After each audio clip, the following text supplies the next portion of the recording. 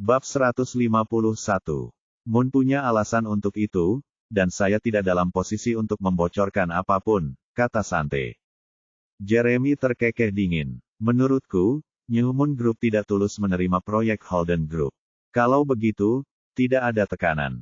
Sambil berkata demikian, dia meletakkan cangkir kopinya dan segera berdiri.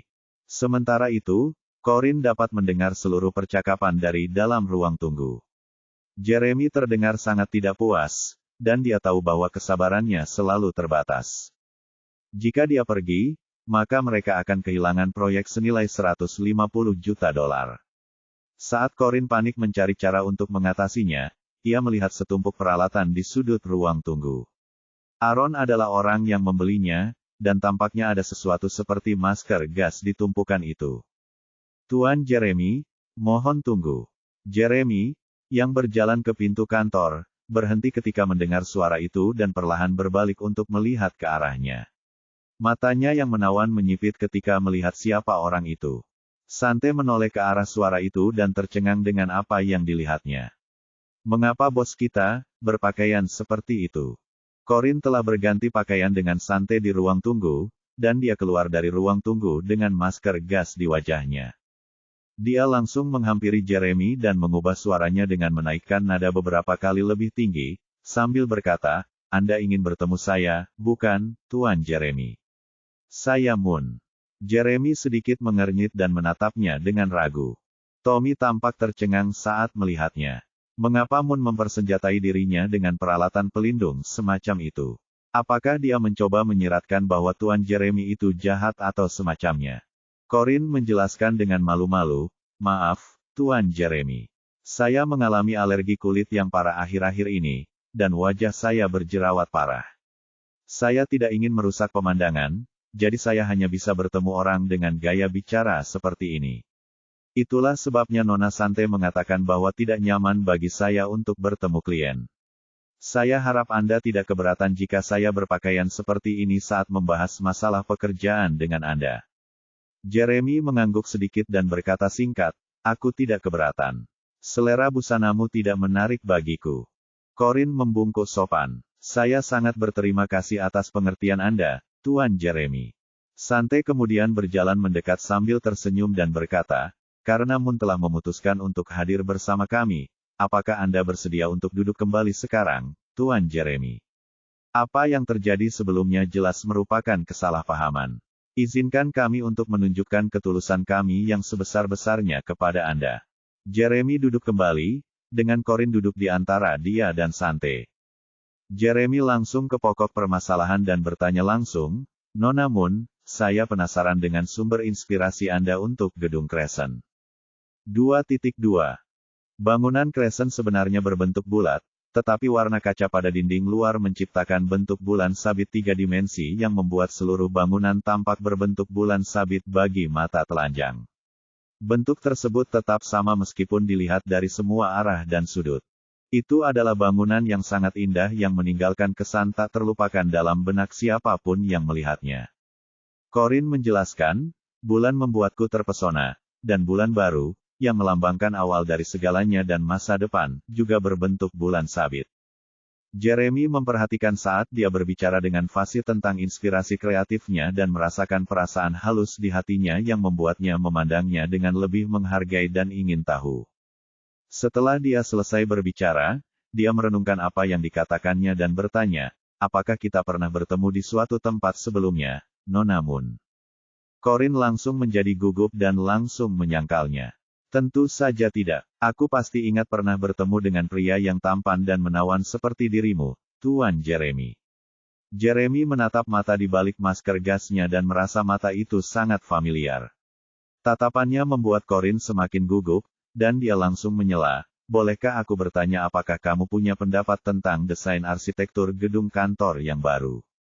Jeremy sadar kembali dan berkata dengan suara yang dalam, aku tidak akan mengusulkan apapun yang memberimu kebebasan artistik, tapi desainnya tidak boleh terlalu tidak konvensional.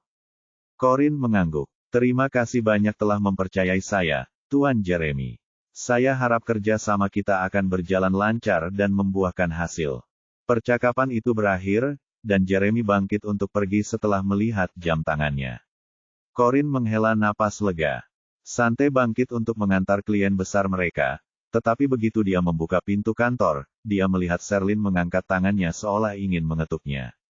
Mata Sherlyn berbinar saat melihat Jeremy.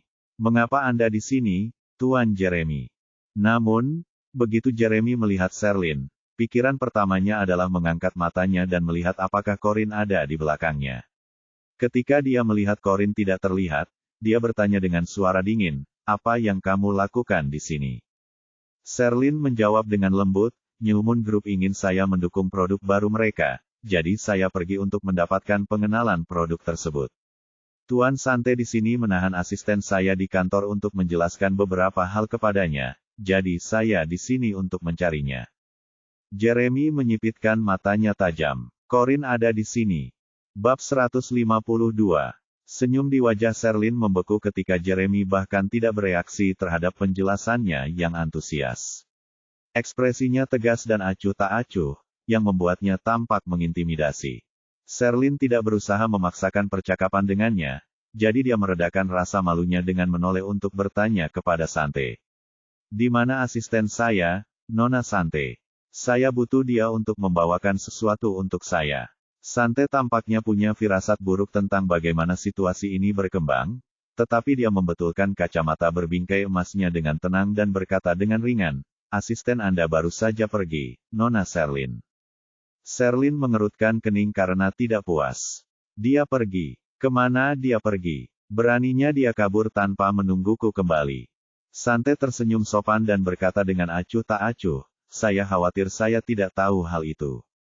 Sherlyn sudah kesal karena Corin diminta bicara dalam diskusi pribadi, dan kemarahan itu makin memuncak ketika Corin pergi begitu saja tanpa mengatakan sepatah kata pun. Ia langsung mengeluarkan ponselnya dan menelepon Corin untuk menanyainya. Sante ingin menghentikannya melakukan hal itu, tetapi sudah terlambat. Tak lama kemudian, nada dering Corin yang membuat kepala pusing mulai berbunyi dari dalam kantor. Aku tidak takut, untuk mengambil sikap, ini adalah perjalanan yang menyenangkan, semua orang." Sherlyn terkejut dan bertanya dengan aneh, "Ponsel asisten saya berdering dari dalam kantor Anda, Nona Sante. Dia masih di dalam, bukan?" Ekspresi Sante sedikit berubah, tetapi dia menutupinya dengan senyum profesional. "Asisten Anda sudah pergi, Nona Sherlyn, tetapi sepertinya dia lupa membawa ponselnya." Jeremy memiliki ekspresi penuh teka-teki saat dia mengingat Moon sang arsitek dari sebelumnya di balik itu. Masker gas itu adalah sepasang mata yang familiar. Ia tampaknya menyadari sesuatu saat pupil matanya sedikit mengerut. Ia kemudian berbalik dan kembali ke kantor agar ia dapat memastikan kecurigaannya. Melihat itu, Sante bergerak maju untuk menghalangi pintu dan menatap klien yang tingginya sekitar satu kepala lebih tinggi darinya. "Ada apa, Tuan Jeremy? Apakah Anda lupa sesuatu?" Jeremy memiliki tatapan serius saat dia berkata dengan dingin, "Saya punya ide lain mengenai rencana desain gedung Holden, dan saya ingin membicarakannya dengan Moon." Sante membetulkan kacamata berbingkai emasnya dan berkata sambil tersenyum, "Beritahu aku idemu, dan aku akan sampaikan permintaanmu kepadanya kata demi kata."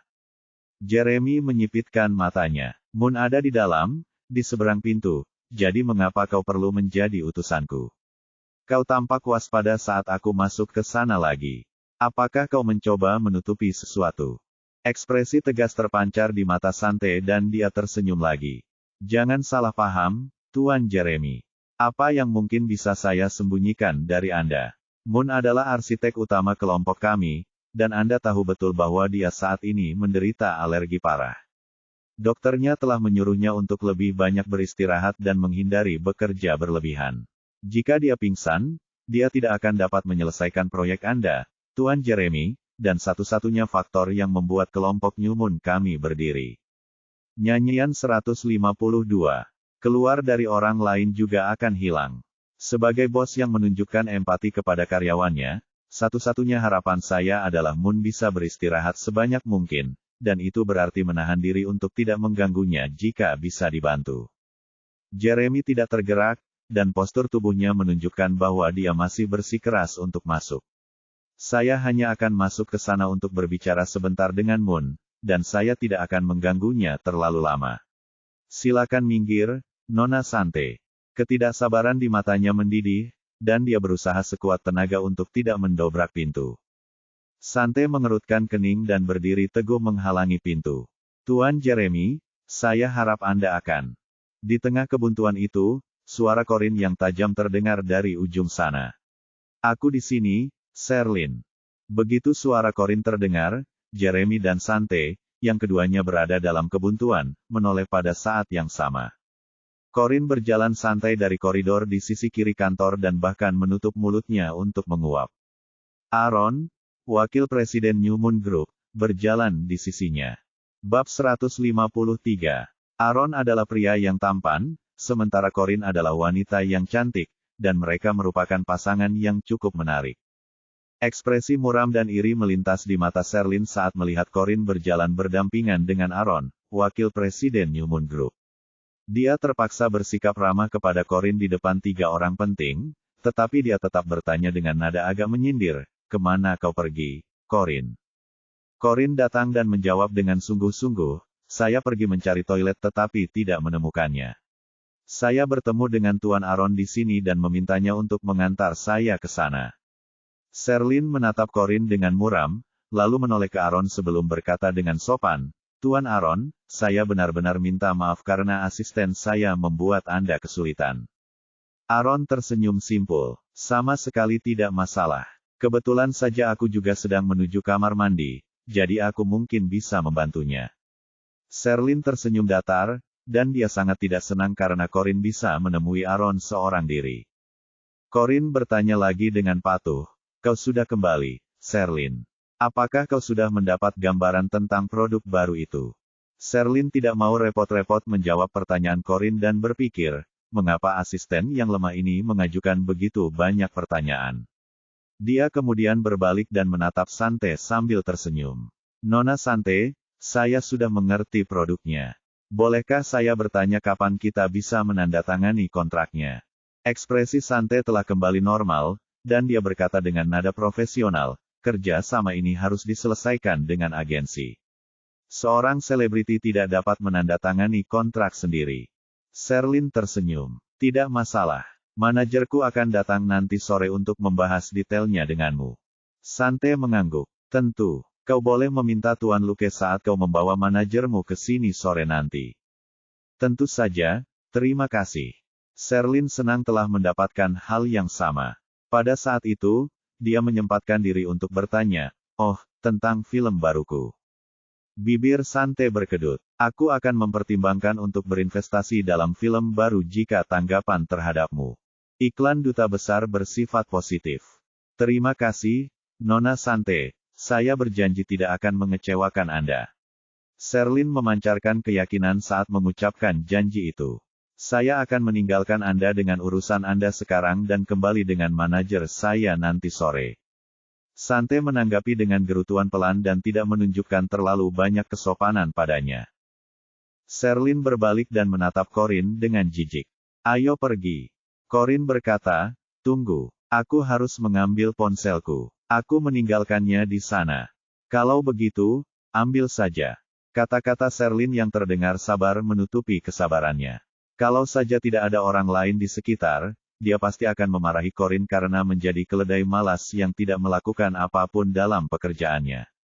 Corin berjalan melewati Jeremy tanpa repot-repot menatapnya. Dia mengitarinya, mendorong pintu kantor presiden, dan langsung masuk. Dia berjalan ke sofa di dalam ruang tunggu kantor, meraih telepon selulernya, dan menaruhnya di sakunya. Di sofa di satu sisi, Moon, mengenakan masker gas dan duduk di sana dengan laptop sambil mengetik dengan sibuk, seolah sedang merekam sesuatu. Di luar pintu, tubuh tinggi Jeremy berdiri di sana dan dia menatap dingin ke dalam kantor. Ketika dia melihat Moon dan Corin muncul di tempat yang sama pada waktu yang sama, alisnya berkerut, dan kesuraman di matanya berangsur-angsur menghilang. Sante menoleh ke arah Jeremy dan berkata sambil tersenyum, "Sepertinya Moon belum beristirahat. Aku tidak akan menghentikanmu jika kau ingin berbicara dengannya, Tuan Jeremy." Jeremy menoleh dengan dingin dan berkata, Itu tidak perlu lagi. Setelah komentarnya, dia segera berbalik dan membawa Tommy pergi. Setelah melihat Jeremy telah pergi, Sherlyn mengucapkan selamat tinggal kepada Sante dan Aaron dengan hormat, lalu mendesak Corin untuk berjalan lebih cepat agar mereka dapat menyusul Jeremy dan naik lift yang sama dengannya. Begitu lift tertutup setelah Corin dan Sherlyn masuk, Sante mengerutkan kening dengan cemas dan bertanya kepada Aaron, apa yang terjadi? Bagaimana Corin bisa melarikan diri? Bab 154. Aaron mendesah tak berdaya dan berkata, dia merangkak keluar dari jendela kantor dan masuk melalui jendela kamar kecil. Sesederhana itu. Sante semakin mengernyit. Tapi ini lantai 30. Aaron mengangkat bahu dan berkata, perlengkapan panjat tebingku masih ada di ruang tamu, dan kebetulan saja itu berguna. Itu sama sekali tidak sulit baginya, mengingat jenis keterampilan yang dimilikinya. Sante melepas kacamata berbingkai emasnya dan memijat alisnya. Siapa orang di kantor itu? Sekretarismu. Bos menyuruhnya memakai topeng, berganti pakaian, dan duduk saja di sana untuk berpura-pura sibuk. Betapa pintarnya. Aaron menyipitkan matanya sambil berpikir. Menurutmu mengapa bos begitu tidak suka jika Jeremy mengetahui bahwa dia adalah Moon? Sante meliriknya dan mengingatkan, dia punya alasan. Bukan tugas kita untuk menebak-nebak. Aaron mengusap dagunya dan berpikir sejenak. Aku hampir tidak percaya Jeremy sama sekali tidak tertarik padanya. Aku akan mengujinya.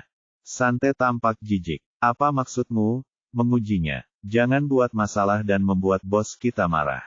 Tenang saja, iya, kau akan segera mendengar kabar baikku. Aaron melambaikan tangannya sambil tersenyum dan bergegas menuju lift. Di dalam lift yang perlahan turun, Jeremy bertanya, apakah kamu sudah makan siang? Suaranya dalam dan memikat, dan mampu membuat seseorang gelisah saat bergema di ruang tertutup itu. Sherlyn, yang berdiri di sampingnya, terharu dengan sanjungan itu. Pipinya memerah saat dia menjawab dengan malu-malu, belum. Sudah. Ekspresi Jeremy datar dan acuh tak acuh, membuatnya sulit untuk mengatakan dengan siapa dia berbicara. Di dalam lift, hanya ada sekretaris Jeremy dan asistennya, Corin. Sherlyn hanya berasumsi bahwa Jeremy yang bertanya padanya. Akan tetapi, dia tidak segera menanggapinya, dan dia merasa bahwa dia bersikap jauh. Sherlyn berpikir sejenak, lalu berinisiatif untuk berkata, bagaimana kalau kamu biarkan aku mentraktirmu makan siang jika kamu belum makan? Anggap saja ini permintaan maaf atas nama asistenku setelah dia membuatmu melepuh tadi malam. Dia juga tidak langsung menjawab, dan melirik Corin, yang berdiri di sudut lift. Dia mengusap ponselnya dengan ekspresi acuh tak acuh di wajahnya dan bahkan tidak repot-repot mengangkat kepalanya. Mata Jeremy tampak muram, dan setelah berpikir sejenak, dia menjawab, tentu saja. Sherlyn diliputi emosi saat Jeremy menyetujui ajakannya. Keadaan tidak akan berjalan lebih baik bagi Sherlyn saat Jeremy setuju untuk makan siang dengannya. Bagaimanapun, kesediaannya menunjukkan bahwa ia memiliki kesan yang baik terhadapnya. Tidak ada alasan baginya untuk menyetujui sebaliknya. Pada saat itu, Corin mendongak dan berkata dengan agak sadar, bisakah aku meminta waktu istirahat untuk sisa hari ini? Aku sedikit lelah, dan aku ingin pulang untuk beristirahat. Sherlyn baru saja memikirkan bagaimana kehadiran Corin akan sangat mengganggu, jadi dia tidak bisa lebih bahagia ketika Corin ingin pergi. Dia setuju tanpa ragu sedikit pun, oke. Kamu bisa pulang dan beristirahat. Aku akan memberimu waktu libur untuk sisa hari ini. Corin telah lama mengantisipasi hasil seperti itu dan sama sekali tidak terkejut ketika hasilnya seperti yang diprediksinya. Dia mengangguk sambil tersenyum dan berkata, terima kasih. Jeremy mengerutkan kening. Gadis sialan itu dengan jelas mengatakan bahwa dia tidak ingin makan siang denganku. Bukankah Nona Corin akan menebus kesalahannya karena telah membakar tanganku? Mengapa pelakunya tidak ikut? Sherlyn tertegun, malu, dan tercengang. Dia buru-buru menjelaskan, Tuan Jeremy, asisten saya ingin pulang dan beristirahat, jadi saya rasa tidak perlu memaksanya. Saya akan menebus kesalahan saya atas namanya. Jeremy mencibir. Tidak ada ketulusan sama sekali dalam menebus kesalahan, jadi lupakan saja makan siang itu. Sherlyn panik. Tidak, aku serius. Aku bersumpah. Sambil berkata demikian, dia menarik Corin lagi dan menceramahinya. Corin, kamu membuat Tuan Jeremy melepuh kemarin, dan kamu harus bertanggung jawab atas itu. Kamu harus ikut makan siang bersama kami dan memberinya permintaan maaf yang pantas. Kamu masih punya waktu untuk pulang dan beristirahat setelah makan. Corin mengerutkan kening dan mengerutkan bibirnya dengan enggan. Baiklah. Bab 155. Jeremy menyipitkan mata tampannya ke arah Corin dan menyeringai tipis. Tanda pisah. Pintu lift terbuka, dan Jeremy melangkah keluar dengan kedua tangan di saku celananya. Tommy mengikutinya dari belakang. Sherlyn menyeret Corin keluar dan mengejar mereka karena takut Jeremy akan pergi dan lupa bahwa mereka seharusnya makan siang. Nona Keru, mohon tunggu. Setelah mendengar seseorang memanggilnya tiba-tiba, Sherlyn berhenti dan menoleh untuk melihat Aaron, wakil presiden New Moon Group, telah bergegas keluar dari lift di sisi lain dan menatapnya dengan senyum di wajahnya. Sherlyn berbalik dengan percaya diri dan bertanya sambil tersenyum, Tuan Aaron. Mengapa Anda bersusah payah datang jauh-jauh ke sini dan mencari saya? Apakah ini tentang jabatan duta besar? Apakah ada hal lain yang perlu Anda jelaskan? Aaron meliriknya sekilas lalu menatap Corin. Aku di sini bukan untukmu. Aku mencari Nona Keru. Ekspresi wajah Sherlyn membeku, dan dia memaksakan senyum sambil berkata, Oh, kenapa kamu masih berdiri di sana, Corin? Tuan Aaron ingin berbicara denganmu. Dia tampak muram ketika dia berbalik dan memanggil Corin. Corin datang dengan ekspresi bingung dan menatap Aaron dengan waspada. Ada apa, Tuan Aaron? Aaron tiba-tiba melangkah maju dan berjalan ke arahnya dengan senyum menggoda di wajahnya. Tadi ada terlalu banyak karyawan di lantai atas, jadi aku tidak punya keberanian untuk bertanya, tapi... Bolehkah aku bertanya apakah kamu punya pacar? Corin mengerutkan kening. Apa yang sebenarnya dilakukan orang ini?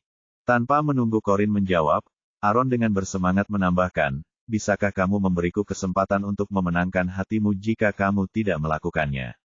Bibir Corin berkedut dan menatap Aaron seolah-olah dia menderita semacam penyakit mental. Apakah kamu minum obat yang salah atau semacamnya? Sebelum Aaron selesai berbicara, dia berkata lagi, sejujurnya, aku jatuh cinta padamu pada pandangan pertama, dan aku harap kamu memberiku kesempatan untuk mengenalmu lebih baik. Di samping mereka, Sherlyn tercengang tak bisa berkata apa-apa, dia begitu marah hingga isi perutnya terbakar saat dia menggertakkan giginya. Sialan, kenapa selalu Corin? Bagaimana bisa asisten yang tidak berguna menjadi cinta pertama seorang wakil presiden? Corin mengernyit sedikit dan memaksakan senyum sinis sambil berkata, kita bicara di tempat lain saja, Tuan Aaron. Dia langsung berjalan melewatinya dan pergi ke kejauhan. Aaron menyeringai tipis sambil berbalik dan mengikuti Corin sedikit lebih jauh. Namun, dia bisa dengan jelas merasakan tatapan dingin yang menatap mereka berdua dari jauh. Setelah berjalan cukup jauh, Corin bertanya kepadanya, apa yang terjadi, Aaron? Alih-alih menjawabnya dengan sopan, dia sengaja meninggikan suaranya dan berkata, terima kasih sudah memberiku kesempatan. Ini kartu namaku. Nomor pribadiku ada di sana. Aku akan menunggu dengan cemas sampai kau meneleponku nanti. Setelah mengatakan itu, dia memasukkan kartu namanya ke tangan Corin, lalu membuka lengannya dan memeluknya dengan kuat. Dia kemudian berlari setelah memeluknya dan masuk ke lift, meninggalkan Corin dalam keadaan linglung. Apakah dia tiba-tiba terkena semacam penyakit mental? Pikir Corin dalam hati. Dia tampak bingung saat berbalik, dan saat itulah dia bertemu dengan mata gelap Jeremy. Ekspresinya tidak terbaca dan dia menatapnya dengan dingin. Pengakuan Aaron membuat Sherlyn memutar matanya dengan marah dan menggertakkan giginya. Namun, dia menghibur dirinya sendiri dengan mengajak Jeremy untuk makan bersama dan segera tersenyum saat dia berbalik dan bertanya dengan suara lembut, apa yang akan kita makan siang nanti, Tuan Jeremy? Bab 156. Apa saja boleh. Nada bicara Jeremy yang dingin menunjukkan bahwa dia tidak tertarik makan siang, meskipun dia tidak menolak mentah-mentah. Sherlyn tidak terlalu mempermasalahkan sikap dingin laki-laki itu dan begitu gembira karena dia bisa makan siang dengan seorang laki-laki berstatus seperti Jeremy. Ayo kita pergi ke The Wild Bites. Mereka menyajikan makanan yang sangat lezat di sana. Wild Bites adalah salah satu restoran mewah terbaik di kota itu, dan harganya pun sangat mahal. Sherlyn tidak akan pernah mau makan di sana jika dia tidak mentraktir orang penting seperti Jeremy. Jeremy mengakui keputusannya tanpa ekspresi dan berbalik untuk berjalan menuju lobi. Pintu masuk. Saat Sherlyn mengikuti Jeremy, dia berbalik dan berteriak marah kepada Corinne, "Cepat. Jangan buang waktu lagi. Apa kau berharap Tuan Jeremy akan menunggumu?" Corinne mengerutkan kening tak berdaya dan mempercepat langkahnya untuk menyusul. Karena Aaron telah menjemput mereka saat mereka datang dan Corinne tidak menyetir, masuk akal bagi mereka untuk membawa mobil Jeremy ke restoran bersama-sama. Sherlyn sangat senang bisa menumpang di mobil mewah Jeremy.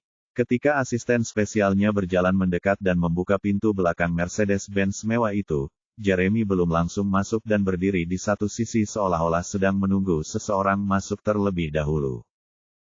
Melihat itu membuat jantung Sherlyn berdebar kencang dan dia tidak bisa menahan diri untuk tidak membuat asumsi berdasarkan tindakannya. Dia berjalan dengan anggun dan berkata, "Kamu tidak akan masuk ke mobil." Jeremy meliriknya, lalu berkata pelan, "Silakan." Jantung Sherlyn mulai berdetak kencang dan dia diliputi kegembiraan.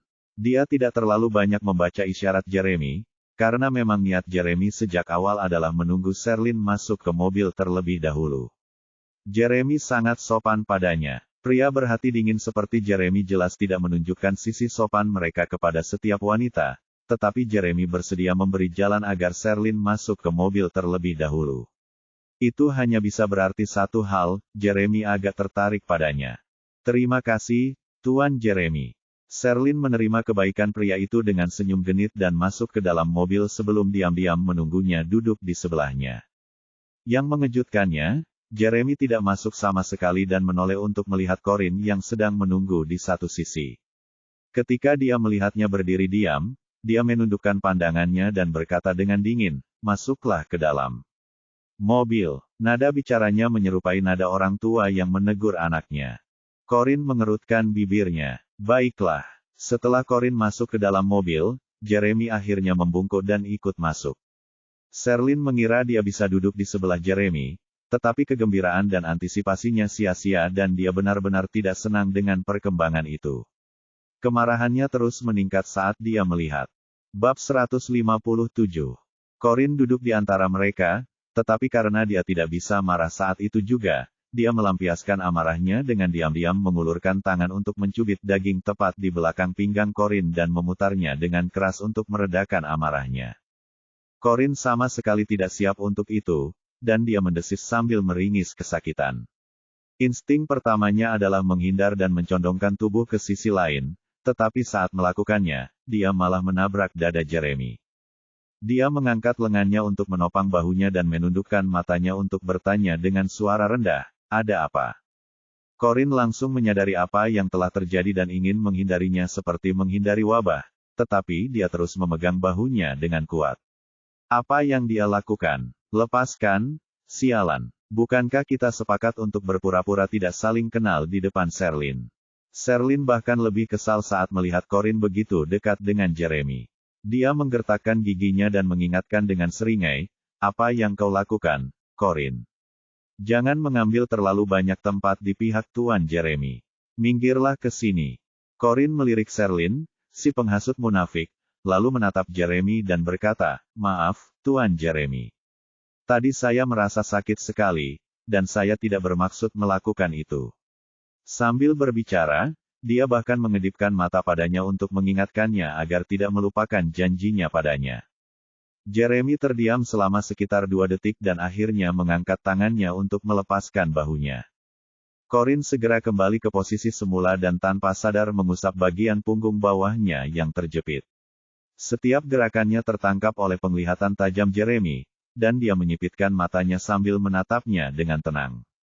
Begitu Corinne duduk dengan benar, Sherlyn tidak lagi berani melakukan trik apapun padanya karena takut hal itu akan berdampak tidak diinginkan yang menyebabkan Corinne mengambil kesempatan untuk bersandar pada Jeremy. Sherlyn sangat marah. "Kau benar-benar jalang kecil yang tidak tahu malu, Corinne. Kau mengambil setiap kesempatan untuk mendekati pria." The Wild Bites, restoran yang dipilih Sherlyn, terletak di pusat kota dan hanya berjarak 10 menit berkendara. Saat mereka masuk ke restoran, pelayan mengantar mereka ke meja mereka. Sherlyn berdiri dengan anggun sekali lagi dan berkata, "Silakan pesan, Tuan Jeremy. Saya akan segera kembali setelah saya pergi ke kamar kecil." Jeremy mengangguk santai, dan matanya yang acuh tak acuh hampir tidak meliriknya sedetik pun. Sherlyn kemudian menoleh ke Corin dan berkata, "Datanglah dan temani aku, Corin." Permintaannya kepada Corin hanyalah alasan agar Corin tidak merayu Jeremy saat dia tidak ada. Corin mengangguk acuh tak acuh dan bangkit untuk mengikutinya. Di dalam kamar mandi, Sherlyn melihat ke cermin dan memoles riasannya, dan melalui pantulan di cermin, dia menatap dengan jijik ke arah Corin yang berdiri di satu sisi sambil membawa tasnya. Dia berkata dengan nada sarkastis, "Kau boleh bermimpi jika kau berpikir bahwa Tuan Jeremy akan tertarik pada orang desa sepertimu hanya karena Tuan Aaron dari New Moon Group cukup buta untuk jatuh cinta padamu." Corin memasang ekspresi bosan di wajahnya, dan bibirnya berkedut saat dia berkata, "Aku sama sekali tidak memikirkan hal itu." Sherlyn menutup tempat bedaknya dan menoleh untuk memperingatkan dengan keras. "Sebaiknya kau lebih berhati-hati dengan tindakanmu." Namun, Corin merasa Sherlyn bersikap tidak masuk akal dan mengangkat alisnya. "Apa yang ingin kau katakan, Sherlyn? Kapan aku tidak menyadari tindakanku?" Sherlyn mengeluarkan lipstiknya dari tas kosmetiknya, memutarnya, dan mengoleskannya ke bibirnya.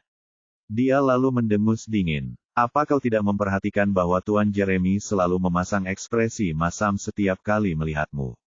Kurasa itu karena dia masih sangat marah setelah tersiram air panas kemarin." Corin merasa tidak berdaya. "Aku minta waktu libur hari ini supaya aku tidak perlu makan siang dengannya, tapi kamu memaksaku ikut." Sherlyn menatapnya dengan jijik dan berkata dengan marah, "Aku hanya memintamu datang agar kau bisa menunjukkan ketulusanmu dan meminta maaf kepada Tuan Jeremy. Tetapi itu tidak berarti dia ingin melihatmu sepanjang waktu. Kau hanya perlu bersembunyi di sini dan berpura-pura tidak bisa bergabung dengan kami karena kau sedang diare. Kau hanya boleh keluar dari sini saat aku memanggilmu. Melihatmu merusak selera makan Tuan Jeremy adalah hal terakhir yang kuinginkan." Mendengar itu, Corin membuat gerakan, "Oke," sebagai tanda setuju dan berkata, "Tentu. Tidak masalah." Dia tidak akan bisa lebih bahagia lagi saat mendapat kesempatan untuk menjauh dari Jeremy. Kalau Sherlyn tidak mengajaknya ikut, dia pasti sudah tidur siang di rumah saat itu. Setelah Sherlyn selesai merias wajahnya, ia mengambil tas bermereknya dari Corin dan memasukkan tas kosmetik ke dalamnya. Sebelum pergi, ia mengancamnya, "Lakukan apa yang diperintahkan, dan tetaplah di sini. Jangan berani-berani kembali ke meja, atau aku akan menghukummu." Corin mengangguk dengan sungguh-sungguh. "Baiklah, aku mengerti." Setelah Sherlyn pergi, Corin juga keluar dari kamar mandi. Meskipun dia tidak tertarik untuk kembali ke meja dan mengganggu makan siang Jeremy dan Sherlyn, dia tidak ingin tinggal di kamar mandi. Kamar kecil dan tahan juga baunya. Dia pergi ke tangga yang tenang untuk memanggil Aaron dan bertanya tentang apa pengakuannya itu. Aaron mengangkat telepon dalam hitungan detik. "Apakah kamu merindukanku secepat ini?" "Merindukanmu." Bibir Corin berkedut sebentar saat mengucapkan itu. Sebelum dia bisa melanjutkan kalimatnya dan mengucapkan frasa, seolah-olah dia mendengar seorang pria bertanya, "Kamu sedang menelepon siapa?" Ternyata orang itu tidak lain adalah Jeremy, dan Corin terkejut mendengar pertanyaannya. Bab 158. Begitu Corin tersadar kembali, ia berbalik dan mendapati Jeremy telah muncul di belakangnya pada suatu saat dan menatapnya dengan muram. Corin merasakan hawa dingin yang kuat dan tak dapat dijelaskan di tulang belakangnya, dan tanpa sadar ia mengakhiri panggilan teleponnya. "Hanya seorang teman," jawabnya singkat dan meletakkan kembali ponselnya ke dalam sakunya. Jeremy mengangkat tangannya dan membentangkan telapak tangannya yang besar di depannya. "Berikan aku ponselnya." Dia bertingkah seperti kepala sekolah menengah yang sedang berkeliling dan ingin menyita ponsel seorang siswa. Corin terdiam sejenak dan mengerutkan kening dengan tidak senang. Ia merasa bahwa pria itu membesar-besarkan masalah kecil, tetapi ia tidak ingin berdebat dengannya di sana. Setelah mempertimbangkan permintaannya sejenak, ia mengeluarkan ponselnya dan menyerahkannya kepadanya. Jeremy mengambil ponselnya dan mencoba membukanya, tetapi begitu melihat layarnya terkunci, dia berkata dengan dingin. Apa kata sandinya? Corin menolak. Ini menyangkut privasiku, dan aku berhak untuk tidak memberitahumu. Jeremy menyipitkan matanya. Kenapa kamu terlihat bersalah? Corin menjawab dengan yakin, tidak. Dia mengangkat telepon di tangannya dengan nada mengancam dan berkata dengan nada yang lebih serius, jika memang begitu, maka tidak ada alasan bagimu untuk tidak memberitahuku apa kata sandinya. Corin berpikir dalam hati, bagaimana mungkin seseorang bisa bersikap wajar saat meminta untuk melihat ponsel orang lain. Dia benar-benar tidak terduga. Apakah dia pikir dia seorang diktator atau semacamnya? Dia tidak tahan lagi dengan sikap mendominasi pria itu dan menatapnya dengan tatapan keras kepala. Aku tidak akan memberitahumu. Rahang Jeremy menegang, dan tidak banyak kesabaran tersisa di matanya. Jarang baginya bertemu dengan orang yang tidak dapat ia kendalikan, terutama jika menyangkut wanita. Meski begitu, gadis kecil di depannya itu tampaknya sama sekali tidak menganggapnya serius. Meski terkadang ia tampak jinak dan patuh, satu-satunya alasan ia bersikap demikian adalah untuk menghindari masalah. Lebih jauh lagi, ia juga terlalu malas untuk menghadapi situasi tersebut. Seringkali, tatapan matanya kosong dan hampa, tidak menunjukkan kepatuhan, rasa takut, atau perhatian padanya. Namun, justru karena dia sering berkompromi dan bekerja sama untuk menghindari pertengkaran yang panas, penolakannya yang tiba-tiba tampak tidak biasa. Apa yang dia sembunyikan di ponselnya? Mengapa dia begitu takut aku melihatnya? Penolakannya yang semakin meningkat membuatnya semakin penasaran untuk mengetahui siapa yang diteleponnya secara diam-diam itu. Aku akan bertanya sekali lagi, Corin. Apa kata sandinya? Tangan besar Jeremy memaksanya untuk melihat ke atas, dan dia tampak seperti mengancamnya. Meskipun dipaksa untuk melihat ke atas, Corin tidak menyerah. Meskipun dia diancam olehnya. Dia menyeringai mengejek dan menyarankan, kenapa kamu tidak coba tebak? Aku akan beritahu kamu jika tebakanmu benar. Urat-urat biru di dahi Jeremy mulai menonjol. Aku benar-benar ingin mencekik gadis sialan ini sampai mati sekarang juga. Tiba-tiba teleponnya berdering tepat pada saat Aaron meneleponnya kembali. Terkejut, Corin segera mengulurkan tangan untuk mengambil telepon, tetapi pria itu mengangkat lengannya tinggi-tinggi dan mencegahnya meraihnya tidak peduli seberapa keras dia mencoba. Corin mengerutkan kening dan berkata, kembalikan ponselku, Tuan. Bab 159. Jeremy hanya melirik Corin dengan dingin. Sambil mengangkat tinggi ponselnya, ia menggeser ibu jarinya yang panjang di layar dan menerima panggilan sebelum mengaktifkan speaker. Aaron berbicara dengan lembut dari ujung telepon dan berkata, mengapa kamu tiba-tiba menutup teleponku saat kamu meneleponku tadi? Corin terdiam. Jeremy menatap Corin yang tampak bersalah. Apakah ini teman yang kamu bicarakan? Corin tidak menanggapinya. Kami berteman dan dia bawahanku, tapi tidak mudah untuk memberitahumu. Beruntung baginya, dia tidak menyimpan nomor Aaron, atau Sante. Dia sudah lama mengingatnya, dan selama Aaron tidak membocorkan apapun tentang hubungan mereka, Jeremy tidak akan tahu tentang persahabatannya yang sudah lama dengan Aaron. Mengapa Anda tidak mengatakan apapun, Nona Corin? Di mana Anda? Haruskah saya datang dan mencari Anda sekarang? Aaron bertanya dengan sungguh-sungguh dan antusias sekali lagi. Mata Jeremy yang tampan menyipit dan perlahan-lahan ia menarik lengannya yang terangkat untuk menurunkan ponselnya agar sejajar dengan wajahnya. Ia kemudian berkata dengan dingin, dia sudah menikah. Nada bicaranya sangat datar, tetapi sangat kuat dan syarat dengan maksud posesif yang dengan sempurna menekankan supremasinya. Aaron kemudian bertanya dengan nada terkejut, apa? Siapa kamu? Jeremy memberikan jawaban dingin 3 kata, saya suaminya. Aaron terdiam sejenak dan nadanya terdengar sangat terluka saat berkata, tidak. Itu tidak mungkin. Aku tidak akan percaya. Di mana Nona Corin? Aku ingin mendengarnya mengatakannya.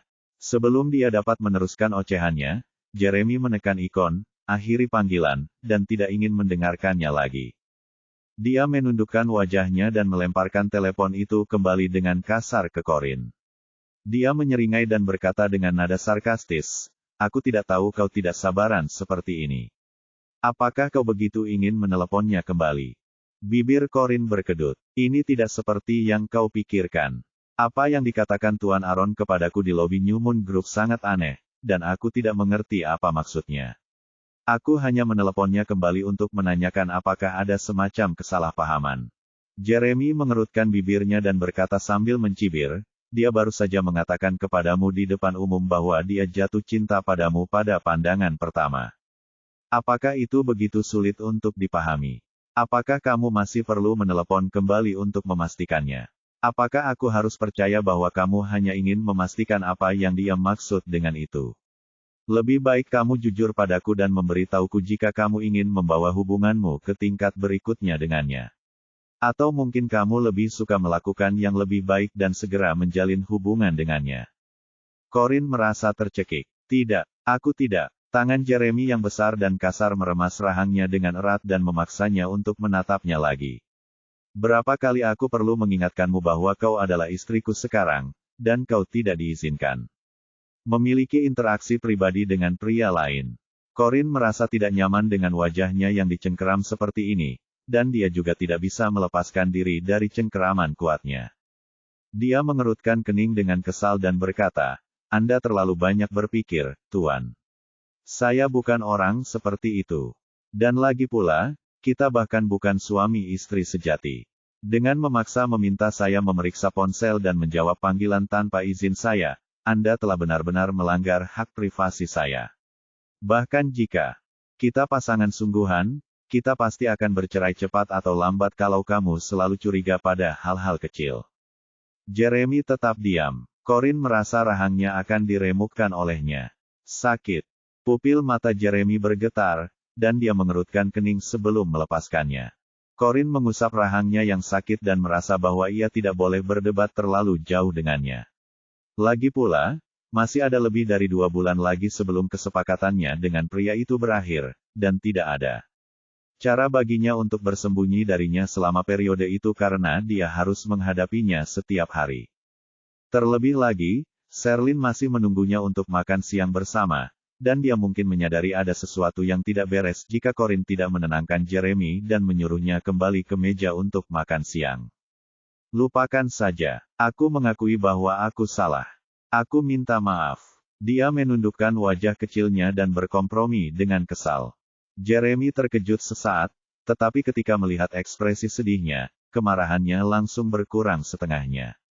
Bagus. Sekarang, di mana letak kesalahanmu? Corin mengerutkan bibirnya dan berkata, aku salah karena menelepon. Seharusnya aku menunggu 3 bulan karena saat itu, aku bukan lagi Nyonya Holden, dan kau tidak punya kendali lagi atas apa yang kulakukan. Beberapa saat setelah Jeremy mulai ceria lagi, ekspresinya segera berubah gelap. Bab 160. Corin melanjutkan, jujur saja, kamu sama sekali tidak pernah percaya padaku. Kamu meminta Tommy untuk mengatur pekerjaanku hanya agar kamu bisa menempatkanku di tempat yang bisa kamu kendalikan. Dengan begitu, kamu selalu bisa tahu apa yang sedang kulakukan dan apakah aku selingkuh, kan? Jeremy menatapnya dengan tatapan gelap dan muram. Setidaknya untuk saat ini, dia tidak begitu peduli dengan ucapannya. Saya hanya orang yang lewat dan hanya akan ada selama 3 bulan dalam hidup Anda yang luar biasa, Tuan. Tolong jangan coba-coba mengendalikan saya. Jika Anda tidak percaya kepada saya selalu bisa bersumpah kepada Anda. Setelah mengatakan itu, Corin mengangkat tangannya dengan tegas dan bersumpah. Aku, Corin, bersumpah kepada Tuhan Yang Maha Kuasa, bahwa aku tidak akan pernah melakukan sesuatu yang tidak pantas dan mengkhianati Tuan Jeremy Holden. Semoga petir menyambarku dan membunuhku jika aku mengingkari janjiku. Setelah bersumpah dengan tegas, dia meletakkan tangannya ke bawah dan menuju ke arah pintu. Tepat saat dia meletakkan tangannya di kenop pintu dan membukanya, telapak tangan besar Jeremy mendorongnya hingga tertutup dari belakang. Apakah aku bilang kau bisa pergi? Corin mengerutkan kening. Apalagi yang dia inginkan dariku sekarang setelah aku bersumpah untuk menepati janjiku padanya? Dia berkata dengan marah, bukankah kita belum melakukannya? Jangan jadi pengecut yang pencemburu. Dasar pengecut, pencemburu. Jeremy mengerutkan kening dingin seolah mendengar kalimat paling konyol dan tidak masuk akal yang pernah ada. Ia lalu mencondongkan tubuhnya ke dekat telinga wanita itu dan terkekeh pelan. Aku cemburu. Apa menurutmu aku akan cemburu karenamu? Di mataku, kau hanyalah anak kecil yang masih basah kuyup. Tapi kau pria dewasa bagiku. Corin berteriak marah, tetapi ia segera menyadari bahwa ia terdengar ingin menarik kembali ucapannya. Sayangnya, tidak ada yang bisa menarik kembali ucapannya. Jika semuanya gagal, dia hanya harus mundur. Dia menarik pintu dengan kuat dan mencoba lari, tetapi tangan laki-laki itu tertekan kuat ke pintu logam dan dia tidak bisa menariknya terbuka. Dia merasakan napas hangat dan geli di belakang telinganya, dan suara Jeremy yang dalam bergema di liang telinganya saat bibirnya hampir menyentuh telinganya. Apa yang baru saja kau katakan? Tidak ada. Corin ingin meninggalkan tangga secepat yang ia bisa, tetapi ia tidak dapat membuka pintu sama sekali. Bahunya kemudian dipegang oleh pria itu lagi, dan tubuhnya dipaksa berbalik sehingga ia menghadap pria itu. Saat itu, wajah gadis itu memerah karena malu karena keceplosan bicara. Matanya berkedip-kedip, dan dia tidak sanggup menatap langsung ke arah pria di depannya. Tatapan Jeremy jatuh pada wajah mungilnya yang pemalu, dan ia melihat bulu matanya yang tipis dan tebal berkibar sedikit. Fitur wajahnya secantik lukisan, dan wajahnya seperti bunga yang akan mekar. Tidak mengherankan jika banyak pria yang ingin mendekatinya. Lagi pula, dia cukup menawan.